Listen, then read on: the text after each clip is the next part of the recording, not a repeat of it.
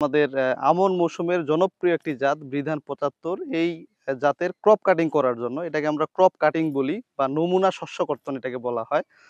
আমরা এখানে যতটুকু জায়গা কর্তন করেছি এটি হচ্ছে ২০ বর্গ মিটার, যেটাকে আমরা অর্ধ শতক বলি, মানে আধা শতক বলা হয়।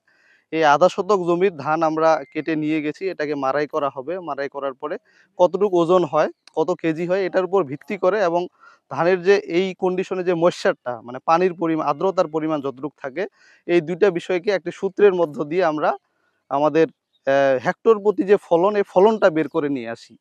অর্থাৎ এই ক্রপ কাটিং করার প্রধান উদ্দেশ্যটাই হচ্ছে আমাদের বৃধান ৭৫-এর এই জমির ফলন কতটুকু এটি জানার জন্য। মাত্র ৩০% টাকায় জমির মালিক হয়ে নতুন বাংলাদেশের গড়ে তোলার স্বপ্ন দেখা বাংলা বসতি।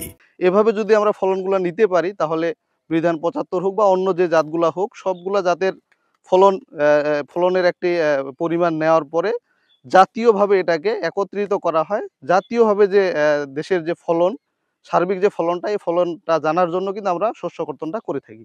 এটা আমরা ওভাবে স্পেসিফিক ভাবে নাই। আমাদের প্রতিজন উপসহকারী তাদের মিনিমাম ৩ টা জাতের উত্তম, মধ্যম, নিম্ন করে, এটা মিনিমাম।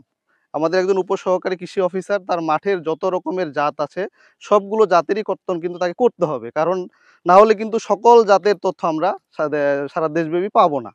মানে আমাদের উপজেলার সকল জাতের ক্রপ কাটিং আমাদের করতে হবে। এটা আমরা গত সপ্তাহ থেকে আমরা শুরু করেছি। এটা আমাদের এরপরে এই সপ্তাহে করতেছি।